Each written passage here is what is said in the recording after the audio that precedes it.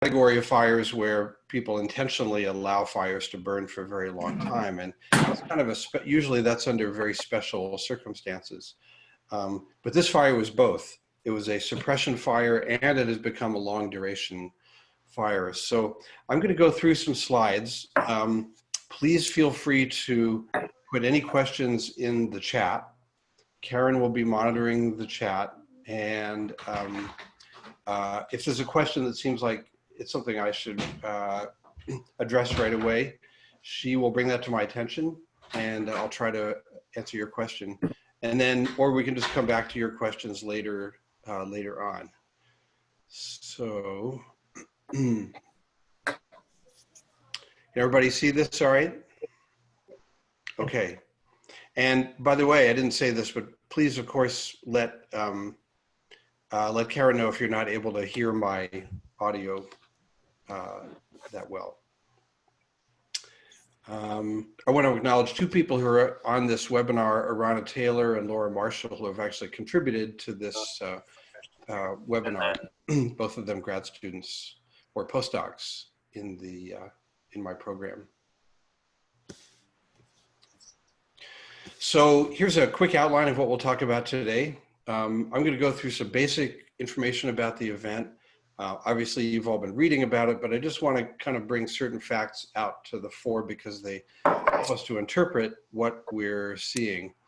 And I want to use that as a lead-in to ask why the Bighorn Fire got so big, what happened, and then pivot from that to what the long-term consequences may be, something we're very concerned about. And lastly, come down to the question that I think is on a lot of our minds: was this a climate change fire by some definition? So that's an outline, it's a roadmap of where we're going.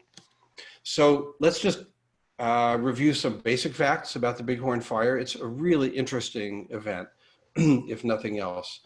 As I'm sure you know, it was initiated by lightning, a lightning strike on Push Ridge north of Pima Canyon in the evening of June 5th. It may not have been a single lightning strike. Frequently when the conditions are right, we get multiple lightning strikes in one area, and so it's very probable that there were multiple ignition points.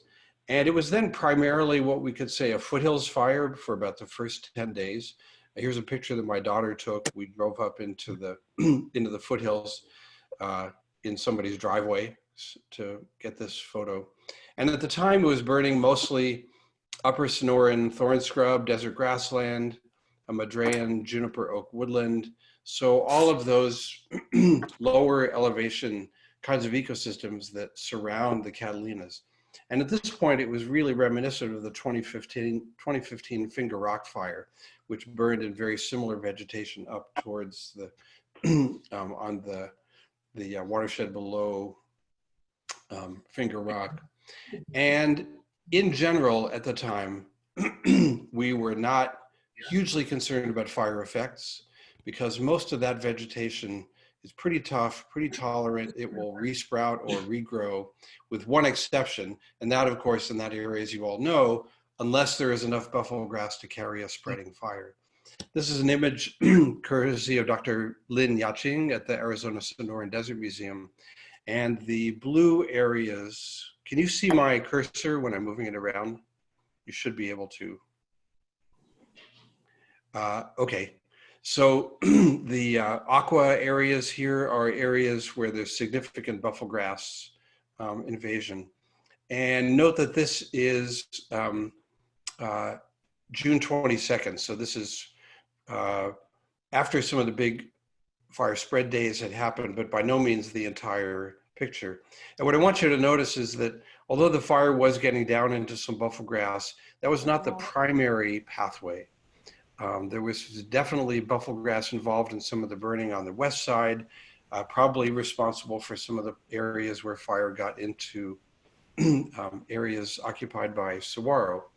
But at least for the majority of the fire spread, most of this fire was well above the buffalo grass area. So I'm not discounting that as a factor, but that was probably not the center of the story. Now, this is called a progression map. I'm not sure if you've seen these, but they're extremely informative. And so let me just walk you through what this is. Each color here is a day of the perimeter at the end of that day. And if you look over here in the legend, you can see that there's a list of all the days. And the second column is how much area was added to the fire in that day. And then the third column is the cumulative area. So the third column would never go down. That would be basically the integral of all of the daily spread events. And this is extremely useful for understanding the behavior of a fire. We see some things that are very characteristic in the Bighorn Fire. For example, I want you to notice that as you know, but here you have it graphically, the first few days, here's Pima Canyon, here's that Push Ridge area. The fire is kind of noodling around until June 17. And if you look here, June 17, the fire grew 12,000 acres in that single day. And you can see here the color associated with that. This is when you get those really big spread events. This is very, very common in big fires, and it it primarily typically indicates a change in the weather. There can be a role of topography where you suddenly get a big increase in area burned. You can get into a different kind of fuels, and those are factors, but by and large, when you see a big step change in the amount of area burned on a daily basis from one day to the next, that implicates weather.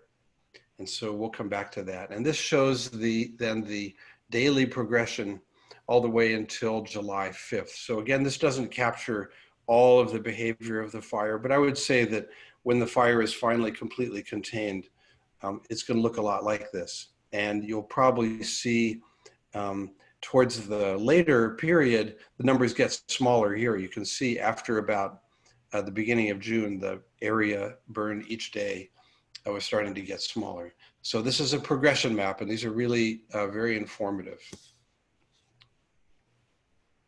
So the fire really took off on June 17th. Okay, so it was about not quite 2 weeks old. Burned 12,000 acres that day. Why? As I said, big change, step change in the weather. Sustained winds of 20 to 25 miles an hour coming from the southwest, pointing right up the canyon, gusting up to 45 miles an hour. Air temperature is 108 degrees in the valley, so probably low hundreds, maybe high 90s in the lower canyons, and single-digit humidity. And so these are absolutely a recipe for very rapid fire spread. And after that day, the fire grew between 5,000 and 9,000 acres every day but one for the next 12 days. So that's 12 days of adding 5,000 to 9,000 acres daily.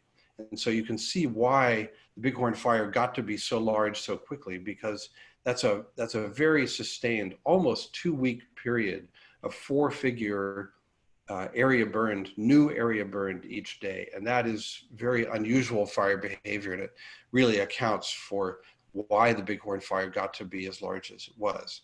And of course, at this point, then the fire transitioned from being a foothills fire to burn pretty much across the entire elevational range of the Catalinas, including crown fire in the upper elevation ponderosa pine and mixed conifer forest.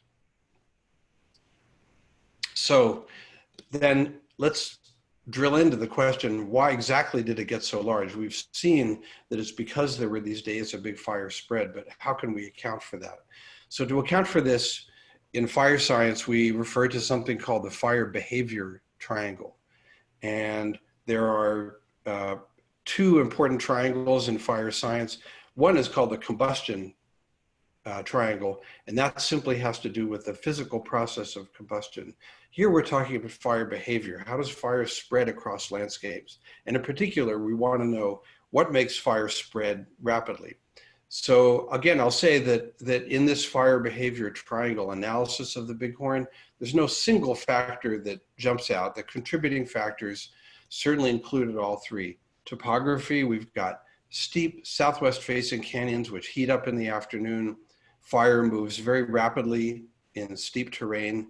Heat and burning materials, embers, sometimes called spotting, can move from one side to a canyon to the other and set the other side of the canyon on fire just very, very rapidly. And it's extremely difficult for firefighters to operate in those areas. Now, just to drive home that point, I imagine most of you have probably hiked at least part way up Pima Canyon, and I'm going to guess that you, as I, follow the trail, right? Because that's the path of least resistance. Now imagine you were going to go at right angles to the trail and you had to run up the side of the canyon. I think you'll agree that you would not be running for very long. Well, maybe my student Laura, who's a canyon runner, she would, but most of the rest of us would not be running up Pima Canyon for very long. Firefighters have very difficult time operating in those conditions. But the fire loves that steep slope. Fire accelerates going up slope. And so the topography really has a lot to do not only with fire spread, but also compounds the difficulty of how firefighters would operate. The fuels, the second leg, it's certainly true that some of the spring precipitation we had encouraged the growth of fine fuels, grasses and forbs. Fuels up at higher elevations are generally abundant. They're not really limiting. Once you get into the mixed conifer forest, there's always plenty of fuel to burn. The question is whether it's flammable. But it's always interesting to remind ourselves that it's fine fuels that carry fire behavior, either fine surface fuels like grasses and forbs, or in a crown fire. It's not the trunks of the trees that are burning, it's the foliage. That's what a crown fire is. And a phenomenal amount of energy being released just by that foliage.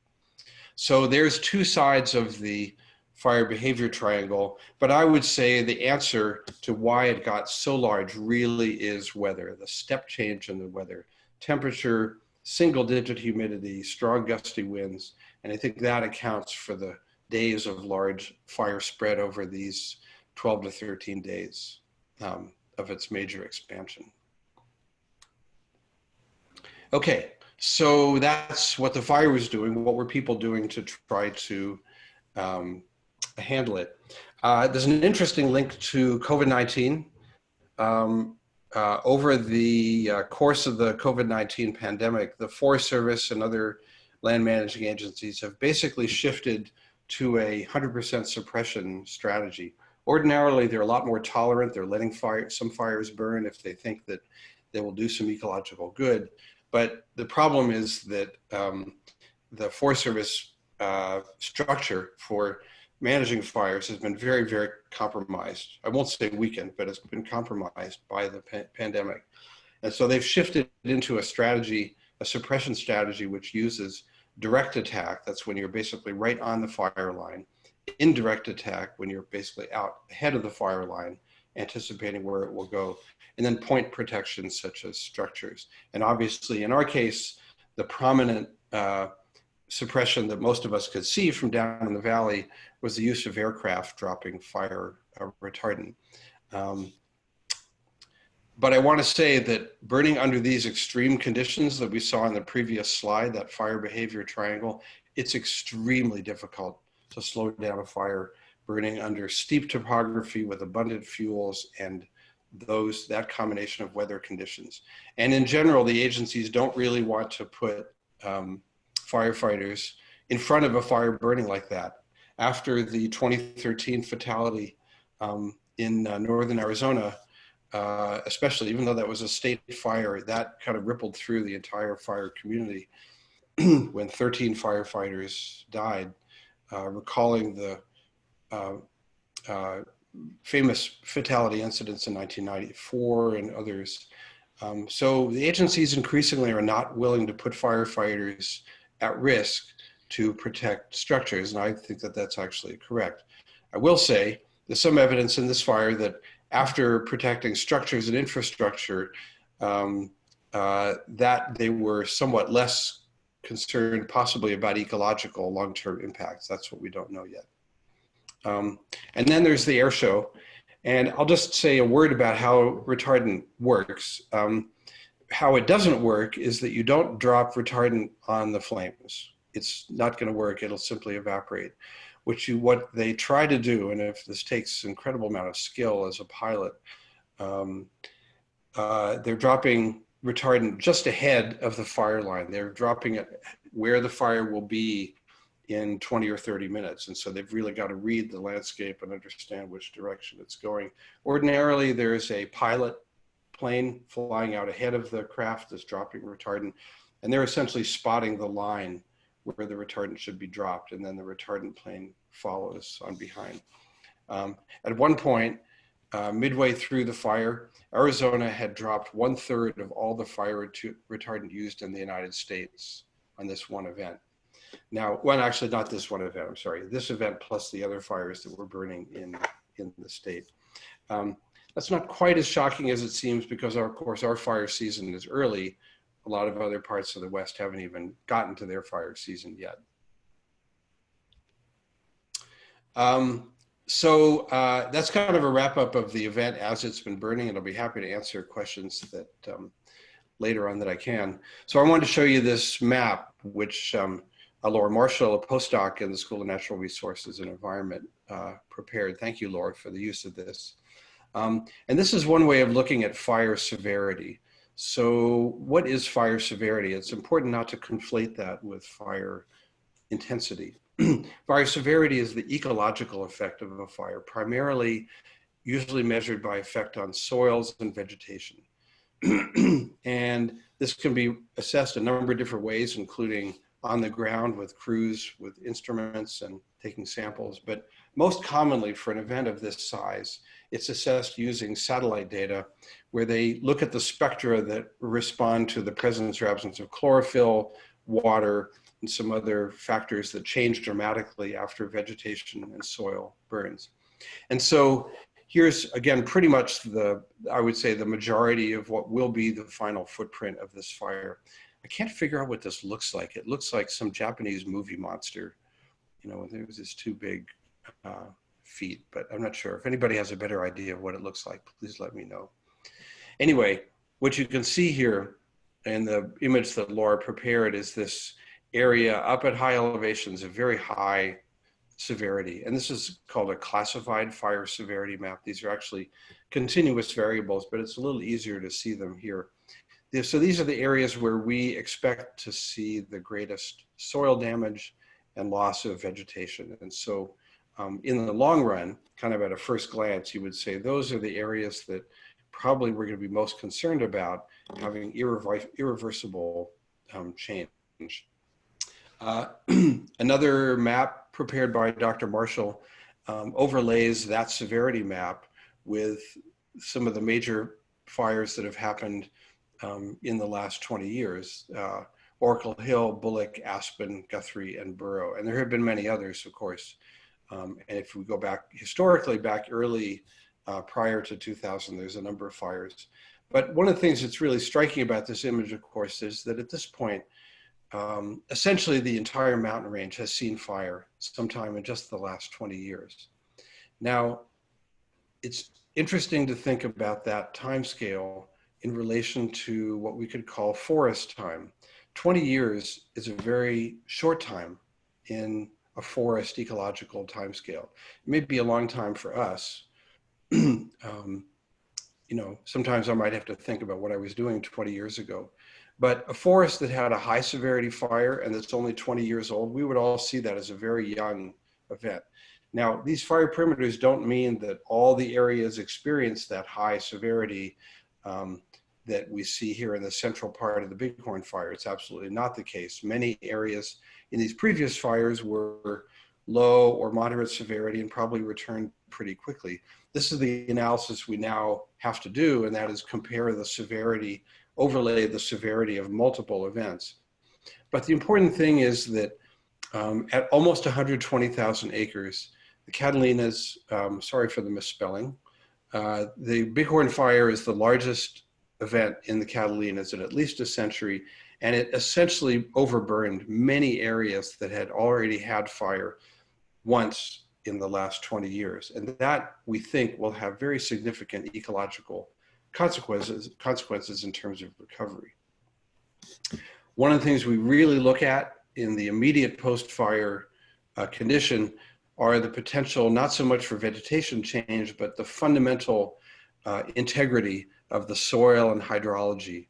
And this is a concern to us because after big events, in many, many cases, recent cases, just the last 8 years in California and Colorado, flooding and debris flows have been the most expensive and destructive parts of wildfire, more fatalities, for example, after the 2012 Waldo Canyon fire in Colorado, attributed to flooding and debris flows than to the fire itself. And those flooding and debris flows can extend outside the perimeter of the fire. So just because the fire didn't reach where you are, that doesn't mean that these other effects will not happen to you. But the important thing here, you can see, again, looking at the potential for runoff response. This is based on slope, the soil type, how badly it was burned, a number of other factors that go into this assessment. This means that there's a high probability of sediment moving in very large amounts down into the stream channels, where not only the stream channel, but everything that lives there, including fish and amphibians, would be severely affected for very long periods. And of course, back up on the hill slope, if all that soil is moving down slope, how are plants going to get established? They can't grow in bedrock, or at least not very successfully. And so a massive loss of soil actually could be the clinching factor that slows down recovery as to whether it happens relatively quickly, meaning a few years, or whether it takes decades for the soil to stabilize and start to form. A colleague, Craig Rasmussen, works on rates of soil formation in the Southwest. And depending on the type of soil and the geologic parent material, it's certainly decades, and it's more likely centuries in many areas to completely rebuild the soil profile. So the soils are a big deal in the post-fire assessment. So where this all stands now is that the crews are out assessing fire effects. The first crew that goes out are called the Burned Area Emergency Rehabilitation, BARE crews. And that's actually a program that has multiple phases, the immediate rehab, and then there's a kind of short, medium, and long-term approach to burned area rehabilitation. They take measurement transects, which you can see here in this image. This is a report that just came out in the last few days. And they often look at what are called first-order fire effects. So this is where they're looking at damage to the soil, tree and shrub mortality, a number of other effects. And by the way, I just want to point out, when I first saw this image, you would be maybe inclined to be a little optimistic because it looks like you've got a bank of living trees back there. And these points are randomly located so that you get a good statistical representation. But the problem is that there's often what's called delayed or second order fire effects, including delayed tree mortality. We've studied a number of cases where the trees looked fine the first year, and then a lot of them just kept dying over the next several years. So I wouldn't necessarily say that stand of trees in the back is, I can't say they're out of the woods, they are the woods, but you know what I mean. And then likewise, post-fire flooding and debris flows here in the Southwest, right after our big fire season in June, comes our most torrential rains in July. And so this is why the post-fire flooding and debris flows are a very big concern. So this leads us then to ask, will the Catalinas be resilient? And it's too early to tell. I haven't even been up to see the fire myself, and the reports about condition are just coming in. I'm trying to stay out of the Forest Service hair right now. They have a lot on their plate. On one hand, the reasons to be optimistic, other than deserts where fire is generally rare, most Southwest ecosystems dominated by woody plants and grasses are fire adapted to some extent, and different evolutionary strategies. But this adaptation suggests that fire has been an environmental factor in the evolutionary environment of many species over many tens of thousands to hundreds of thousands of years. And so that would suggest that there's probably some good prospects for resilience. And in addition, many native species are ready to jump in to colonize post-fire environments as soon as something opens up. And the ones that I've listed here, aspen, New Mexico locust, ceanothus, wide range of grasses, gamble oak, these are post-fire specialists. And you don't get to be a post-fire specialist without having evolved to be that way. And so these are all native species that are ready to move into those environments and possibly begin the process of recovery toward resilience. On the other hand, the reasons to be concerned, the prolonged 2000s drought, which we're still in, is very challenging for tree seedlings, which have very specific survival climate space. Not only soil moisture, but temperatures that are very challenging for seedlings. And so that's a concern for the prospect for post-fire recovery. As I mentioned, extreme fire effects, especially soils, can really slow down the whole process of recovery for very long periods, and that's a concern. And then, obviously, superimposing our year-to-year variability in climate, superimposing that on decadal and longer changes in climate may not be favorable for the return of some species on the landscape. Let's remember that most forests in the Western US date back into what's called the Little Ice Age. If they're trees that are more than about 120 years or older, date back to this climate phase, which was generally characterized by cooler and wetter conditions than we see currently. And so there's a lot of concern that after these big mortality events, even if you have seeds from the species that are present, they may not be well adapted to the kind of climate that they're going to be facing in the coming decades. Which brings us to the question then, was this a climate change fire? And I should say is, because it's still burning. So historically, June is the peak fire season in our year. We have high temperatures, low humidity, long days, lots of dry lightning. And when we look in the historical records, such as the tree ring record, as well as the instrumental record and the documentary record of fires, the number of fires peaks during the monsoon because of lightning, but area burned and fire size peaks in June. So if you look inside this shape here, these are the fires by month in Arizona ponderosa pine forests. And the bars, the histogram bars, are the areas burned. And then the linear trace there, the black ones are the number of fires initiated by lightning. So the bars are the area, the line is the number of fires. And you can see that they're offset. You might think that they would peak at the same time, but they don't. Area burned peaks in June. The number of fires peaks in July and August. And the reason for that, of course, is that although there's a lot more lightning in the monsoon, you also have wetter conditions. And so lots of fires start. But look how the area burned really drops off. Very few of them spread.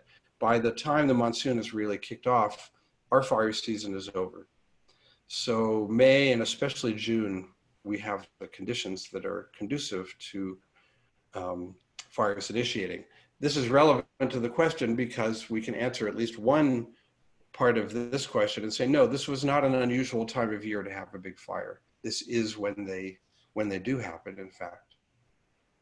On the other hand, work we've done using the seasonal climate variables that regulate the length of the fire season. We're in the middle of a multi-decadal drought. That means we have reduced snowpack, and what snow is there melts earlier, which means soils and fuels dry out earlier, which means we have a longer fire season. Starts earlier, may extend a little bit later, especially if the monsoon is delayed. And there's no question that the seasonal temperature variation that is a climate change signal is superimposed on that rising temperature trend, absolutely. And so when we put these into a model, this is a paper we did 3 years ago, we put those climate changes into a model based on looking in each cell. We looked at 1,500 cells in North America to identify exactly what combination of temperature, precipitation, and snowpack regulates the area burned over about a 30-year period, and then projected that understanding onto future climate out to mid-century. What you see here is that future climate is absolutely driving a huge increase in area burned. All the warm colors here are cells that are projected to have an increase in area burned. That is absolutely a climate change effect.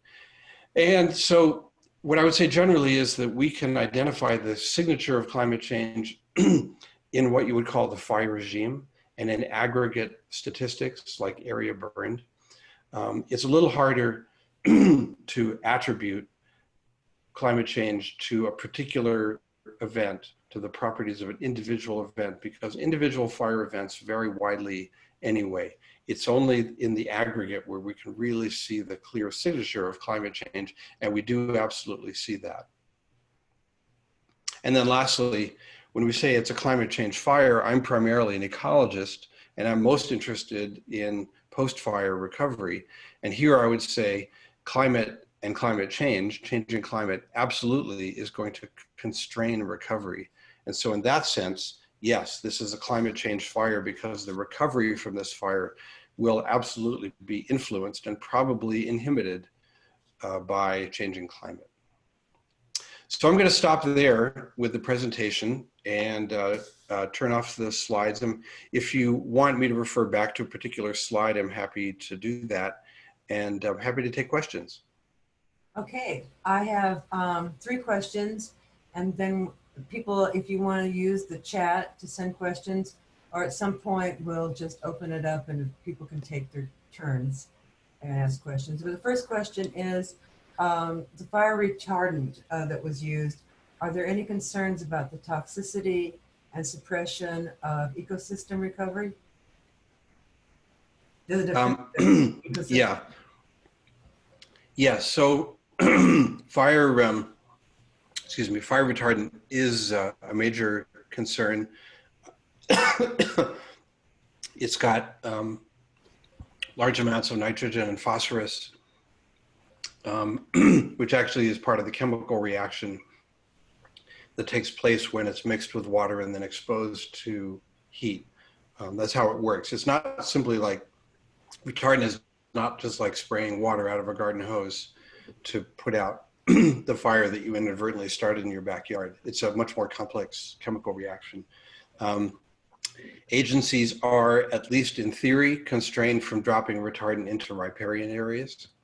I have not seen a map of all the places that retardant was dropped on the Bighorn Fire, but I'm sure that will be a map that would be available at some point. And generally, the concerns are toxicity when it gets into aquatic environments, and then the possibility at lower elevations that it actually helps to promote the growth of non-native species, such as buffalo grass, because it's essentially provides a fertilizer effect. So retardant is very definitely a mixed bag, and there are a lot of people who are very concerned about it. All right, another question. How did the presence of the Mount Lemmon Highway help in preserving that channel down from Summerhaven and Summerhaven itself? So do you mean, how did it help, just to clarify, how did it help the firefighting effort? Is that the question? How do you read that? Let's see, let me get, John, do you want to? When you say preserving the channel, I want to make sure I understand your question. I want to, John, you asked this question. If you could unmute yourself and clarify. The question is, how did the presence of the Mount Lemmon Highway help in preserving that channel down from Summerhaven, and Summerhaven itself? My interpretation was it like a fire break? Yeah, okay, yes. So, yes, right, so there's no question that having the Mount Lemmon Highway facilitates the movement of infrastructure up during a live event. And that certainly makes things easier. On the other hand, we have a wonderful side-by-side comparison of the two sister ranges, the Catalinas and the Rincons. And okay, so let's see, let's try a little reaction. You've got a reaction button down in the lower right. Raise your hand if you've ever been up to the top of the Rincon Mountains. Oh, that's great. Yeah, okay, Laura, a few, okay. But you get my point. It's it's a lot less than, I'm sure if I said how many of you have driven up to Summerhaven and ordered a $7 piece of blueberry pie, everybody's hand would go up. So the presence of the road is kind of a mixed bag because it is associated with a development in the Catalinas. And I don't think I'm saying anything surprising when I say that the presence of a community, as well as the infrastructure, the astronomical infrastructure on top of the Catalinas, really drives fire management strategy in the Catalinas. And the contrast with the Rincons, of course, which is essentially a roadless landscape as well as a national park, is very instructive.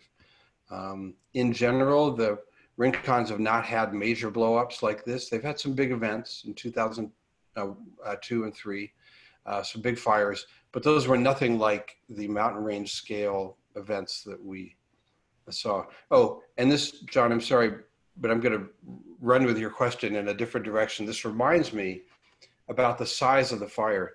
I didn't have a chance to put this into my presentation, but you note that I said it's the largest fire in the last 100 years. And actually, I'm just showing that I still think it's 1996. It's the last fire in the last 130 years. But several of you know that in the historical period, fires could be very large. For example, my friend and colleague Cal Ferris did a fire history reconstruction of the Rincon Mountains using tree rings, got a record going well back into the 1500s. And he found, based on the tree ring evidence, which was corroborated with 20th century survey data, several years where pretty much the entire Rincon Mountain range showed evidence of fire. The fires could be very big, but they were surface fires. We know that because the fires took a little scar and kept growing. We have all the evidence of surface fire behavior. So the natural kind of fire for these mountains is the one we no longer see, and that is a large surface fire event. And that, of course, is what the agencies are trying to get back to. And I have to credit the Park Service and the Rincons, as well as the Forest Service in the Gila Range, that they've been successful in certain areas at getting back toward that natural fire regime of large, low to moderate severity events. The Catalinas, because of the history of suppression to protect human infrastructure, is not that mountain range, and the Bighorn Fire, in some senses, is the legacy of that. All right, another question from John. Did Ventana Canyon just get lucky, wind direction, or some such? You don't think the gods were smiling on Ventana Canyon? That's my interpretation. There is a lot of what we can call stochastic behavior in fires. Remember that the factor that I said that really drove the size and direction of fire behavior is a change in the weather. That includes the wind speed and the wind direction. Those are very variable, luck of the draw. But they're stochastic, they're not random. And without taking you all back to school, just a reminder that there's a difference between those two. A random event is one that is completely unpredictable from the prior state. A stochastic event is when you superimpose a random series onto something that's structured or orderly. So for example, topography would be an ordered component of a landscape. It doesn't change. It's pretty much for our time scales, essentially constant. Then you superimpose the variability of wind direction and wind speed, as well as the location of ignitions, and you get fire that is very stochastic. This is why when colleagues model fire behavior, in a simulation model, they have to run it 1,000 times under different conditions of fuel moisture and wind direction and speed. And eventually they get kind of the average outcome. So I would say, yeah, Ventana Canyon got lucky. It would not have been hard at all to imagine the fire blowing down the canyon once it got into it. So light a candle for the gods tonight. Should the fire have been fought more aggressively at the beginning? And then you may have answered, will the fire enable buffalo grass to expand its area of coverage? Okay, I'll go ahead and answer that first question because it's a really hard one. There's a lot of Monday morning quarterbacking after a big event like this. It's always very tempting. And I confess to having felt that way a little bit. Why couldn't they have caught it, contained it in Pima Canyon? I don't know the answer to that. There will be an after-action review on a major fire like this. There will probably be many after-action reviews. Right now, this fire has already cost $37 million just in firefighting costs. So there will be plenty more analysis. But I make it a habit not to second guess people who are professionals at their job. And I'm going to guess that they didn't let it run up the mountain on purpose, that they were trying to contain it. As I said at the beginning, where it was burning was very steep, dangerous topography for firefighters to operate. And, you know, even if you dropped in smoke jumpers, so they land on the ground and they're on 100% slope, and now what are they supposed to do? So I think it's easy generally to think, oh, they could have caught it. I don't know that for a fact, and I think the after-action review will show that. As far as facilitating buffalo grass, yeah, that's certainly a concern. Buffalo grass, like most grasses, has a love affair with fire. The more the better. And unlike woody vegetation, which generally has to resist damage from wildfire. So it's possible the competitive balance could be shifted towards grasses, not only buffalo grass, but fountain grass, layman's love grass, and of course the native grasses also are fire adapted. So I wouldn't assume that it's going to be only buffalo grass that would benefit. This is Jeff Cargill. I'm going to mispronounce your name, Jeff. Planetary Science Institute. I imagine grasses and forks will be the first to recolonize. When, months from now, years from now, will this regrowth be significant? Yeah. Well, Jeff, you just have to take my fire ecology course. We spent all semester talking about that very question. Ecological recovery is a wonderfully complicated process. Among the factors that influence it are, first of all, who lives through the fire, right? At the level of individuals, do individuals, whether it's a tree or let's just say a grass clump or a shrub, who survives? And let's partition that into above and below ground survival. You can have lots of shrubs, for example, in California, chaparral, that could be top killed. You think they're dead, but they bounce right back the next year. And of course, the Madrean oaks that we have here have that ability to resprout, as does Chihuahua pine, one of the few resprouting pines. So recovery at the level of individual response is already a complex response reflecting life history evolution. Then once you've gone through that mortality, and now you want to have recovery, that is starting new plants, mostly by seed. Well, now it's a question of who's around to provide seed to a burned area. Are there seed trees? Are there parent trees? Can the seeds disperse into those areas? And that's another stochastic process, depending on slope and wind and the dispersal vector. Are they wind dispersed or bird dispersed? This is the great thing about ecology, is it's the reason we have no general law of ecology, unlike physics, which you could argue has some pretty good general laws. Ecology doesn't really have a general law because it's just such buzzing complexity. And so that's recovery. But then recovery grades imperceptibly into what we call reorganization, where you're not recovering back to the same state as you were before the fire. You're actually turning into something new. And that's what I was referring to earlier. Different species may be favored in the post-fire environment. They may be favored because of changing climate. They may be favored because of competitive interactions. You mentioned grasses, and certainly grasses respond very, very quickly.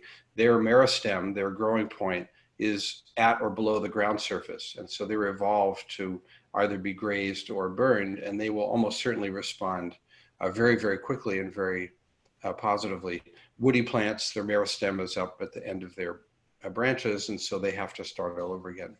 So there's no simple answer to your excellent question, except to say, for this purpose, it's a very complex process, and you're looking at decades of change. It's not going to reach any kind of meaningful equilibrium in a year or two.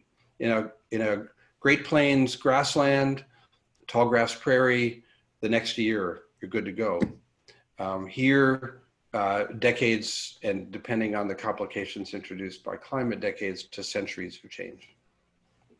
Oh, that's tough. Okay, please talk about the effects of the fire and prospects for recovery on fauna.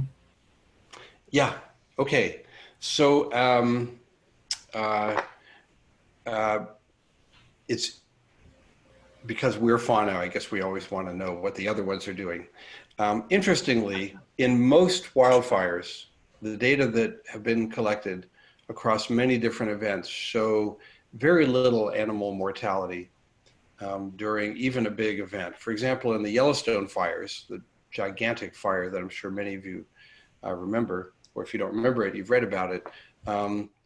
Big herds of bison, elk, grizzly bears, all the wonderful wildlife of Yellowstone, hardly any mortality, less than 1%.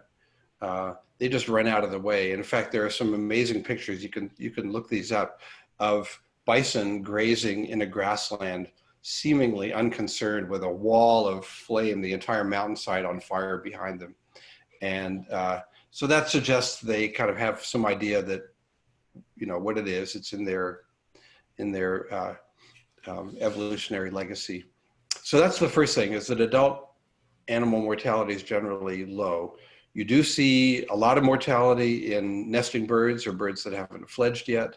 And so depending on the seasonality of nesting for birds, that can be a big issue. Ground nesting birds can have real problems in grassland fires. Animals that live below ground in burrows of some kind, again, surprisingly low mortality. And this is because, I can't go too deeply into this, no pun intended, but the pulse of temperature, even during a high, the highest period of fire intensity, you get maybe 50 centimeters below ground, which for me is about my kneecap, just to put that in context. You get 50 centimeters below ground, it can be 1,200 to 1,500 degrees centigrade above ground, and you won't even see a flicker of change in the temperature 30 to 50 centimeters below ground. So that heat pulse does not really, by and large, penetrate below ground under most circumstances. And so that means that animals, which include a lot of our herps and amphibians and small mammals, they hang out below ground and generally survive. But that's just, remember I mentioned first order and second order fire effects, right? So the first order effect would be who dies during the fire. And there's your answer to that question. But the big impact on fauna is on their habitat. And when an ecologist uses habitat, they don't simply mean the place where somebody lives. That's a misunderstanding of that term. Habitat really means all the resources that an animal needs to live. So it includes its nesting locations and hiding locations, but it also includes food resources and access to water if they need that, places to hide from predator. Habitat is a multivariate way of looking at how animals live. And it's not hard to imagine that the effects of a big fire like this on animal habitat can be profound. If you are a foliage gleaning bird looking for insects living on leaves, and there's been a crown fire, there are no more leaves left, you're highly unlikely to find your food resource anymore. And so you really have to ask what the specific habitat requirements are to understand the effect of big fires on habitat. Having said that, some groups of animals will actually benefit. For example, a lot of kinds of insects, including bark beetles, may do quite well in the trees that survive but are weakened. That's one of the reasons we get that delayed mortality that I mentioned earlier. And then, of course, animals that glean insects from who are living under the bark that are possibly attacking the trees that have been killed. There's an abundance of those, and many cavity nesters like bluebirds and woodpeckers can actually become super abundant in these areas. Okay, why was the fire management shifted from one organization to another? I think there were at least 3 different organizations taking charge. as the fire progressed. Right. Um, this is not unusual. When an event starts, they'll typically bring in unless they know immediately that it's going to be a really catastrophic or an event with catastrophic potential.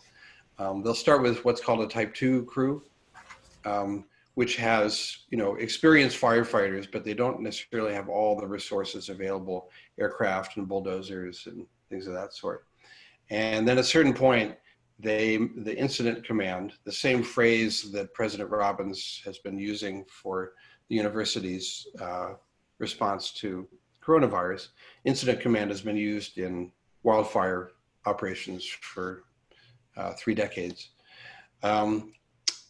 They will make the call that they need to bring in a type 1 crew. And then there's essentially a turnover in the management, not only the personnel on the ground, but also the management of the incident. At this point, they start bringing in fire behavior analysts who are running computer simulation models of fire spread pretty much nonstop using real-time data, weather streams, and pretty complex fire spread models in order to predict where the fire is going to go and where it might go depending on what the weather does in the next 24 hours. So they start really getting on top of that. And they use that then to position crews where they can possibly have an effect on the fire, but not be in peril. And then typically after the peak of the fire passes, the type 1 crew, and this happened here, they'll be sent somewhere else because that's an expensive, scarce resource. And they'll bring back in another type 2 crew to finish phasing out the fire. So I hope that answers your question. Okay, any ideas, and this is a question I had as well, any ideas about the impact on the saguaros? Early on, I read we lost 2,000. I mean, I don't know how they counted, but I mean, that was. Yeah. I wish I had had more time to look into that. I know the folks at the Desert Museum are tracking saguaro mortality very closely. I would probably direct your question out there. Saguaros, of course, are not at all fire adapted. When I said that, when I made the deserts as the exception, they have no fire in their evolutionary environment. And so a fire adapted saguaro would be unlikely to exist because it would be poorly adapted to its environment 99.9% of the time. Whether we will start to develop strains we're selecting for fire adapted saguaros, I've never heard anybody suggest that. It's not impossible.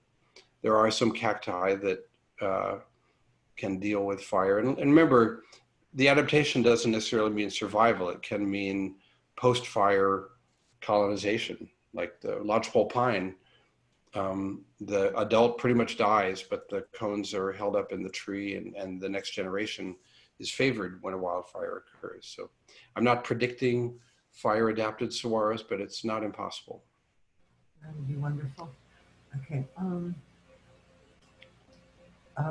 Jeffrey says he will take it. He'll take your fire ecology class next time. Okay, deal.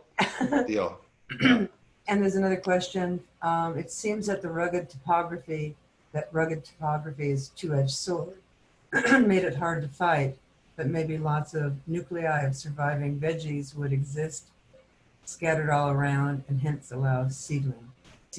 Sorry. Yeah, that is a great question, and you're spot on with that comment. This is what in ecology we'll call refugia, and they are areas where the vegetation, primarily we're interested in the vegetation because that and the soils are foundational to everything else, survive the worst of the fire effects. And this can happen just because of the vagaries of fire spread, as I've said earlier. So a fire jumps over a patch of some kind of vegetation from one point to another. Maybe there's a rock outcrop that makes it less likely for the fire to spread right through. And so now you have a little island of unburned vegetation, and that is absolutely a nucleation source for the adjacent parts of the landscape post-fire to recover. There's a lot of interesting work on whether those refugia are just the result of the the stochastic process of fire behavior, which means you have different, in that would lead you to expect you would have different refugia on different parts of the landscape after each fire because of that stochastic process. But there's some evidence that refugia are also kind of determined by certain fixed properties of the landscape, like a rock outcrop or a cliff or a lake or a body of water, and that they would always be refugia. And in fact, you look in some areas and you find really old evidence of really old stands that have clearly survived multiple events, suggesting that it's not simply a stochastic process that happens with every fire, but that it could actually repeat. So yes, there's a lot of interest right now in fire refugia and whether they will become recovery sources for many of these burned landscapes. So stay tuned. Great question. I have two quick questions. One, the debris flow that you're talking about with the rains, is that what happened with Sabino Canyon? Was it 2006? Yeah. If you want to talk about debris flows, the person you want to have do a webinar is Dr. Ann Uberg with the Arizona Geological Survey. Ann is absolutely fantastic. And this is what she studies. So she's a geomorphologist and studies post-fire dynamics, soil and rill formation, and then debris flows. I was out in the field with her in the Huachucas, I guess, after the Monument fire. And we were hiking up, I think, Miller Canyon, where I've done some work previously, and just the whole canyon just full of giant boulders. And, you know, I was studying a rare plant that definitely was no longer there, and just trying to get used to this completely altered landscape. And I think I said something like, wow, this is really different. And Anne said, yeah, it's great. This only happens about once every 5,000 years. To her, it was like the coolest thing possible. And she's right. You know, you take that long view, it is true. These landscapes, they use the phrase reworking. These are landscapes reworking themselves in ways that do happen periodically. So what's a disaster to the person who owns the pie shop might be kind of a mixed bag to an ecologist, to, hey, that's the way the world works, to a, you know, millennial scale geomorphologist. So, but yes, that's what happened in Sabino Canyon. That's what happened in California when the big fires, the big post-fire flooding. A debris flow, for those of you who aren't familiar with that term, it's not a flood. It's more, you just have to imagine something more like a slurry. It's a suspension of particles across a huge range of sizes, from kind of this muddy slurry suspended in which are boulders the size of a VW Beetle. I mean, it's extremely wide range of mass of particles. And that's why debris flows are so interesting and also so destructive. Isn't there a huge one in Colorado? Yeah, there were debris flows after the Waldo Canyon fire in 2012, and I think probably others. You know, I used to know all the big fires, and now I'm just having to, like, can't keep up with them. I need a cheat sheet for them. You mentioned that some species won't come back. What species were you referring to? Oh, now you're going to make me cry. Okay, so yeah, I'm trying to avoid this question.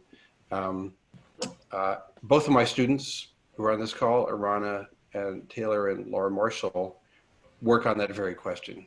And so in the Catalinas, well, here's what I know. I know just from an email from Ann Uberg that the corkbark fir seems to have made it, at least parts of that. The corkbark fir is a small population up on top of the Catalinas. It's a species that's abundant elsewhere, but this is a really unique population. And it was one of the things I was most worried about because it's not really very fire tolerant. It only survives up there, like a lot of firs, because it can reproduce very quickly after fire. That's what we see in the Chiricahuas and the Catalinas. A ponderosa pine is probably going to bounce back. Douglas fir, I don't know, Laura, what do you think? Probably Douglas fir is probably gonna come back. A lot really depends on how big the areas were that experienced mortality and soil loss, and whether there will be sources for those areas to recolonize. So I don't know, Laura, do you want to comment on that post-fire recovery? I don't want to put you on the spot. Sure, Okay. why not? Hi. Hi. So yeah, I've been starting to look at some of the fire effects and severe patches up there, and it looks like probably the biggest limitation on recovery is that ability to have the seed source. And there are some spots where you still see some of the mixed conifer and the more mesic areas. So like right along the highway, really in that Bear Wallow area, looks like it mostly survived. So there are some nice populations of Douglas fir, white fir through there that hopefully will be able to spread around the mountain. But pretty much everything off the north side in that high severity red patch area is pretty bad. So like there's like one small patch of like mesic mixed conifer just east of the ski area that looks like it came through all right, and the Aspen Draw Trail, if you're familiar with it. But like those are kind of the main areas that are left from what I can tell. And of course we won't know for sure until people can go up there and, you know, take data and pictures. Yeah. That's my view so far. Yeah, we'll have to go up soon when they're ready for us. So the real answer to the question is it's too early to predict without knowing more about the soil, the hydrology, the patch size. You know, a small patch of burned out trees will recover very quickly. It's surrounded by seed sources, and the soils generally tend not to be so unstable in small patches. In some recent fires, we're seeing, such as fires in New Mexico in 2011, we're seeing high severity patches that is without a single living tree, more than 10,000 acres. And if you do the math, it would take centuries for seeds to reach the middle of a patch of that size. So Laura's map that shows that very large area of high severity based on current reflectance, what we'll have to see is whether that actually turns out to be a continuous area of complete mortality or whether it's more heterogeneous. And the more heterogeneous it is, the better. That will help to promote recovery. That's just something we don't know yet. Okay, so we'll find out. We'll find out soon enough. Okay, can you comment on the importance of, evapotranspiration with respect to the ecology of the Catalinas and with large tracts of forest burned and destroyed? How might an altered hydrological energy balance affect recovery? Okay, wow. I don't know what that means. All right. I didn't even want to know who asked that question, although I can guess. Oh, no, I'm gonna. That's all right. Yes. Yeah. So no, don't reveal. That's all right.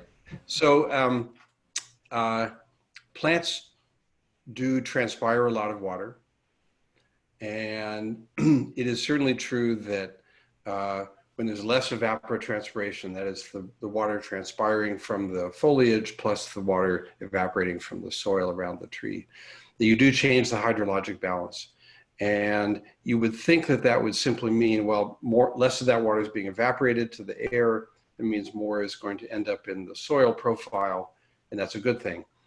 The problem is that it pretty clearly does not work that way for several reasons. First of all, if you imagine walking around in an intact woodland or pine forest or mixed conifer forest, you're not seeing a whole lot of bare soil. It's not like being down in the Sonoran, the upper Sonoran Desert. There's generally a layer of litter, decomposing leaf material on top of the soil. You also generally have an organic layer that reflects different stages of decomposition of that leaf litter as well as other material. So when water strikes that litter, it's much more likely to be absorbed into that litter layer and then make its way into the soil over time. But in a fire, one of the first things that's burned off is that litter layer, and you have a lot of exposed mineral soil. Now, and in addition, the soil can become what's called hydrophobic, which means that it actually, a chemical change happens that causes it not even to absorb water, at least not very well. So now when it rains on burned mineral soil, they also may be covered with ash, which itself is hydrophobic. Instead of soaking in, that water is going to start running down slope. And moreover, if the canopies of the trees are all gone, you actually have more rain reaching the soil surface directly instead of being intercepted by the canopy. And so there's a lot of hydrologic change going on, even just beyond the change in evapotranspiration. So the bottom line, and I'm not a hydrologist and I don't even play one on television, but I do know this, that the hydrologic change following a severe crown fire is dominated by the lack of infiltration, increased rates of runoff, and the runoff taking sediment with it, that kind of cyclic change, which takes a long time to get out of. And so generally hydrologically, it is many, many years before that system is going to reach any kind of equilibrium. And it's not as if in the meantime you end up with a beneficial increase in stream flow because you have tons of sediment coming down the hill slope at the same time. That would be my take on it. And I hope I answered that question. Okay, let's see, we have one more. Oh, wait a minute, there's more. If you still have some time, I have a couple more questions. Are you still available? Yeah, I'm fine, sure. Okay. Are there any endangered species, plants, animals, fungus, anything that are severely hit? Well, my wife and I once monitored a population of Gooding's onion, Allium goodingii, up on the west slopes of the mountain. It's not a globally endangered plant, but I think it's a Forest Service sensitive plant. I'm not thinking of other plant species that are listed, threatened, or endangered, although she'll probably kill me for not being able to remember this. I don't think so. Animals, there's certainly northern goshawk, there are spotted owls, I believe, in the Catalinas. The bighorn sheep, of course, would be the big ones. That's what the fire is named for. Fungi, our understanding of the below ground community and how it relates to fire is miserably inadequate.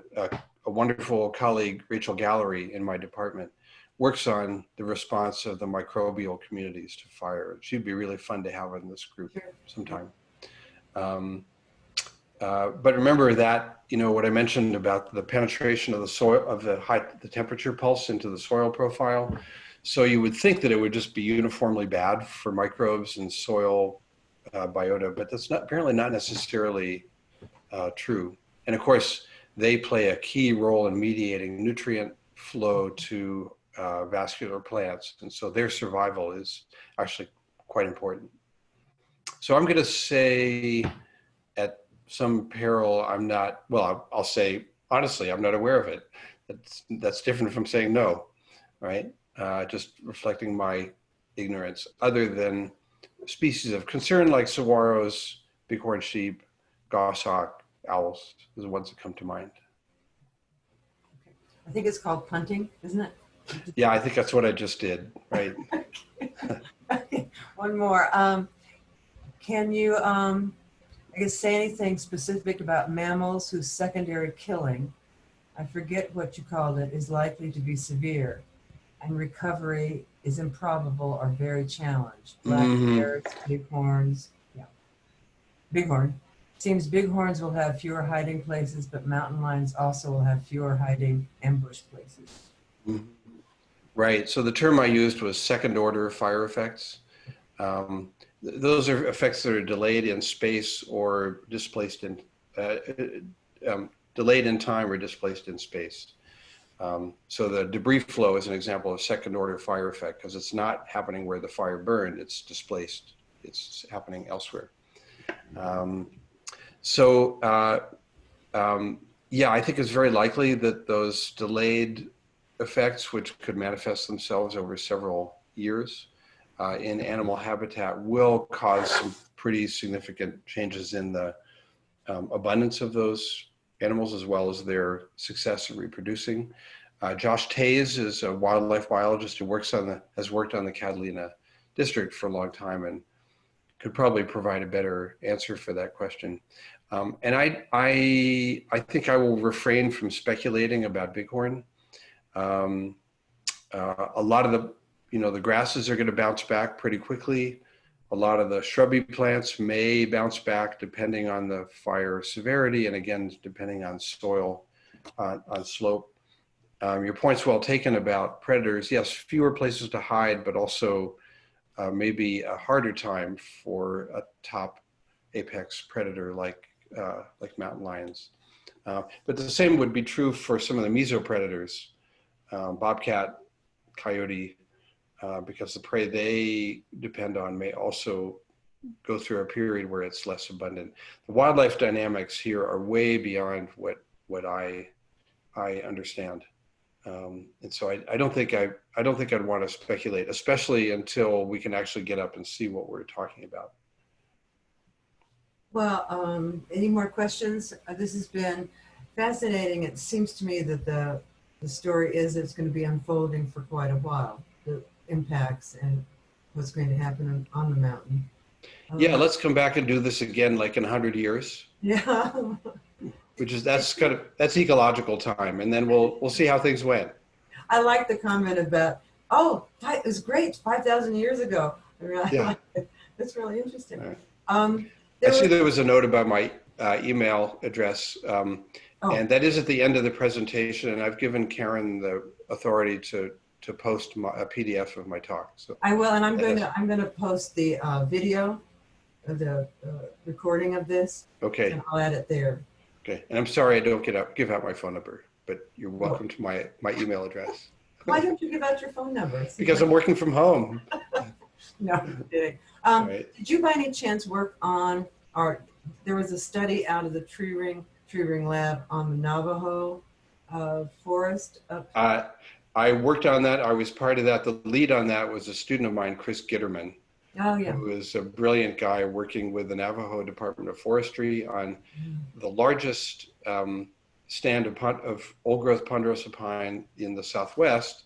And that is in a place that I'll bet a lot of you have not been, the Chusca Mountains, on the Navajo Range. I read it. It was fascinating, pulling in the history of the sheep, of commerce. That's right. That's right. Yeah. We may have to have him speak to us. He'd be great. Chris also worked out the source of the iconic tree at Chaco Canyon and where it came from. Really? And what but I'm no spoiler here. Okay. You'll have to have him in to talk about it. Okay, you'll have to send me his contact information. Will do. Well, thank you so much. And is there one last question? Excellent presentation. That's from all of us. Thanks, everybody. It was really fun. Thanks for the invitation. Thanks for everyone showing up. Bye-bye. Thank you. Bye-bye.